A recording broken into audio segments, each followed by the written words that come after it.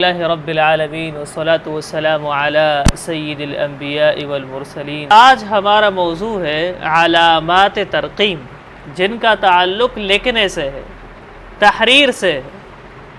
ہمارے ہاں اس حوالے سے بہت زیادہ غفلت پائی جاتی ہے، بہت زیادہ غفلت پائی جاتی ہے۔ ہم درجہ ثانیہ میں پڑھتے تھے اور اس وقت ایک استاد باہر سے آئے، اور شاید پہلے سے بھی استاد تھے لیکن ہمارے پاس ان کا گھنٹہ آ گیا، تو انہوں نے سوال کیا۔ ہمارے سامنے زاد الطالبین کی کتاب تھی کہ یہ جو نشانات ہیں یہ کیسے کیوں لگے ہوئے ہیں؟ نشانات ہم نے اٹھائے، دیکھا کہ کون سی نشانات ہیں، تو یہ علامات ترقیم تھی۔ استاد جی نے مجھ سے بھی پوچھا، باقی طلبہ سے بھی پوچھا، ہمیں کچھ پتہ ہی نہیں ہے۔ ثانیہ میں ہم پڑھتے تھے کہ کیوں لگے ہوئے ہیں۔ یہ کوئی زیادہ تعجب کی بات تو نہیں ہے، اس لیے کہ ہم طلبہ تھے اور ثانیہ کی طلبہ تھے، لیکن حیرت کی بات یہ تھی کہ انہوں نے کہا یہ صرف آپ نہیں ہے، آپ پورے مدرسے میں کسی سے بھی پوچھ لو، کسی بھی استاد کو یہ پتہ نہیں ہوگا کہ اس کا مطلب کیا ہے۔ اور واقعی ایسا ہی تھا، حالانکہ وہاں جب ہم پڑھتے تھے تو دور حدیث تک پڑھائی، لیکن واقعی ایسا ہی تھا کہ کسی کو پتہ نہیں تھا کہ یہ علامات کیوں لگے۔ اتنا ہم نے اس حوالے سے غفلت ہے۔ تو یہ بہت اہم علامتیں ہیں، ان کو پہچاننے سے بہت ساری چیزیں آسان ہو جاتی ہیں۔ اور اس کو آپ اردو میں اس طرح سمجھ سکتے ہیں نا کہ مثلا میں کہتا ہوں کیا بات ہے، کیا بات ہے، اب اس کا کیا مطلب ہے کہ میں کہہ رہا ہوں کہ کیا شعر پڑھا اس نے، کیا بات ہے، اب میں اس کو داد دینا چاہ رہا ہوں، مجھے تعجب ہو رہا ہے کہ کتنا اچھا شعر اس نے پڑھا۔ یہ ایک انداز ہے۔ اب اس انداز کو اگر ہم لکھیں گے تو الگ نشان آئے گا۔ اور ایک میرے پاس چھوٹا بچہ آ جاتا ہے، کھڑا ہوتا ہے، ہاں کیا بات ہے، مطلب میں اسے پوچھنا چاہ رہا ہوں کہ کیا بات ہے۔ تو اب یہ جب ہم لکھیں گے تو علامت استفہام آئے گا۔ اور ایک اور بھی ہے، اور وہ ہے کہ آپ کسی پر غصہ کریں، کیا بات ہے، ہاں کیوں آپ اس طرح کر رہے ہیں؟ اب دیکھو میں نے پوچھنا چاہ رہا ہوں نہ تعجب کا اظہار ہے، کیا بات ہے، آپ کیا ہو گیا؟ اب یہ غصے کے لیے ہے، زجر اور توبیخ کے لیے ہے، تو اس کا الگ نشان ہوگا۔ یا اسی طرح عربی زبان میں آپ دیکھیں ایک صیغہ ہے نا، ایک تعبیر ہے، ما احسنہ، ما احسنہ۔ اس کو ہم مختلف طریقوں سے پڑھیں گے، مختلف معنی آئیں گے۔ مثلا میں کہتا ہوں ما احسنہ، ما احسنہ، یعنی وہ کتنا اچھا ہے، ما اجملہ، وہ کتنا خوبصورت ہے۔ اب یہ تعجب ہے تو اس کا الگ نشان آئے گا۔ اور ایک میں کہ آپ سے پوچھتا ہوں ما احسنہ، یار کس چیز نے اس کو اتنا خوبصورت بنا لیا، تو اس طرح نہیں تھا، ما احسنہ۔ اور سمجھ میں آیا؟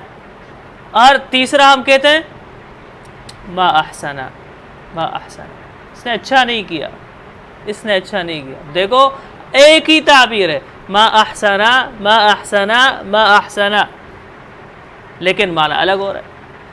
اب یہ جو میں بول رہا ہوں، میرے بولنے کے انداز سے تو آپ کو سمجھ آ رہا ہے کہ یہاں آپ یہ کہنا چاہ رہے ہیں، وہاں یہ کہنا چاہ رہے ہیں، لیکن اگر یہی ما احسن آپ کے سامنے لکھا ہوا ہے تو آپ کو کیسے پتہ چلے گا کہ یہاں پر کون سا والا معنی مراد ہے؟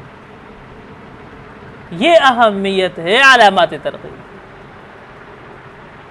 کہ جب آپ کو نظر آ جائے گا کہ وہاں نشان ہے، علامت ہے استفہام کا، سوال کا، پوچھنے کا، تو آپ سمجھ جائیں گے کہ اچھا یہ سوال ہے۔ اگر وہاں پر علامت لگی ہوئی ہے تعجب کی تو پھر آپ کہیں گے کہ تعجب ہے۔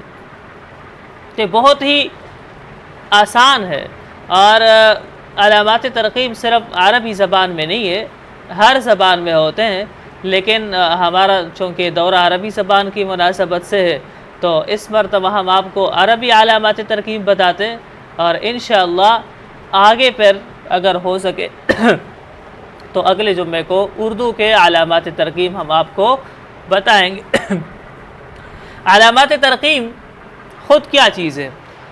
یعنی علامات ترقیم یہ ایک ایسی علامات ہیں جو لکھی جاتی ہیں، بولی نہیں جاتی، جو لکھی جاتی ہیں اور بولی نہیں جاتی، اور ان کا مقصد کلام کی وضاحت کرنا، کلام کی وضاحت کرنا ہوتا ہے۔ تو تقریباً ان میں سے جو اہم ہے 11-12 علامات ترکیب ہے وہ اب ہم آپ کے سامنے پڑھ لیتے ہیں۔ تو پہلا اس میں سے النقطۃ، علامات ترکیب میں سے پہلے کیا ہے؟ النقطۃ۔ یہ کس مقصد کے لیے آتا ہے؟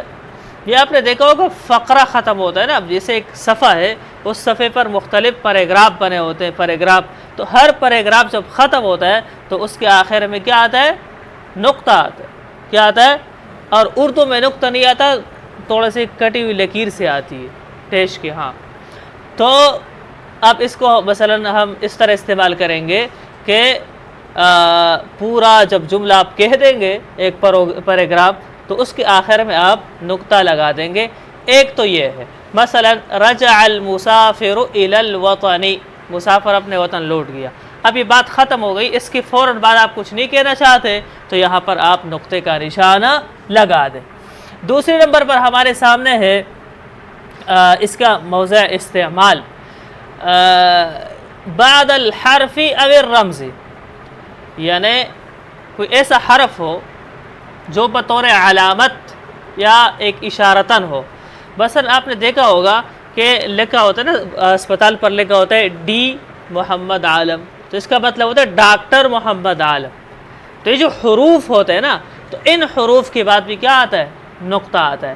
مثلا آپ کہنا چاہتے ہیں کہ دکتور طارق سویدان، تو آپ کیا لکھیں گے؟ آپ لکھیں گے دال، اس کے بعد نقطہ، پھر طارق سویدان، ٹھیک ہے؟ یا آپ کہنا چاہتے ہیں کہ مفتی محمد تقی عثمانی، ٹھیک ہے؟ تو آپ لکھیں گے میم، پھر نقطہ، تقی عثمانی۔ اس کا مطلب ہو گیا مفتی، اس میم کے بعد۔ تو جب آپ نقطہ لگا لیں گے، اس نقطے سے پڑھنے والا سمجھ جائے گا کہ یہ ایک اشارہ ہے ایک پورے نام کی طرف۔ وہ مفتی بھی ہو سکتے ہیں، وہ مولانا بھی ہو سکتے ہیں، وہ ڈاکٹر بھی ہو سکتے ہیں۔ یا اسی طرح آپ مثلا دیکھو نا، یعنی آپ اپنی جگہ کا نام لکھنا چاہ رہے ہیں تو آپ تو یہ نہیں کہہ سکتے کہ کراچی سندھ پاکستان، کراچی سندھ پاکستان، تو آپ نے لکھ دیا کراچی، سی سے آتا ہے یا کے سے، تو کے ایس پی، تو کے کے بعد آپ نے نقطہ لگا دیا، اس کے بعد آپ نے نقطہ لگا دیا، پی کے بعد نقطہ لگا دیا۔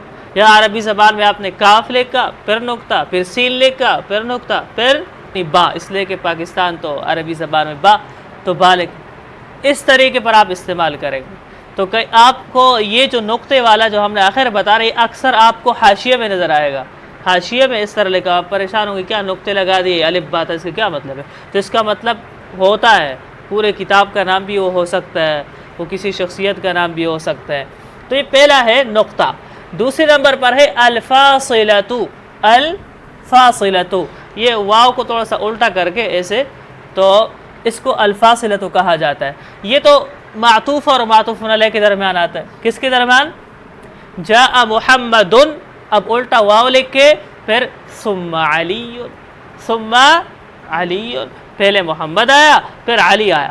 اچھا، اس میں ایک بات آپ ذہن میں رکھیں کہ علامت ترکیب جس لفظ کے بعد آپ لگا رہے تو اس لفظ میں اور علامت ترکیب میں فاصلہ نہیں ہونا چاہیے۔ اب جیسے جاء محمد، اس کے فوراً بعد آپ نے علامت ترکیب لگانی ہے، ہاں اس علامت ترکیب کے بعد تھوڑا سا فاصلہ ہو پھر نیا حرف ہو، ٹھیک ہے؟ تو جاء محمد، فوراً علامت ترکیب، پھر تھوڑا سا فاصلہ، ثم علی، ثم علی، ٹھیک ہے؟ اسی طرح منادا کے بعد، کس کے بعد؟ یا احمد تعال ہونا، تو اب یہاں پر آپ کیا لگائیں گے؟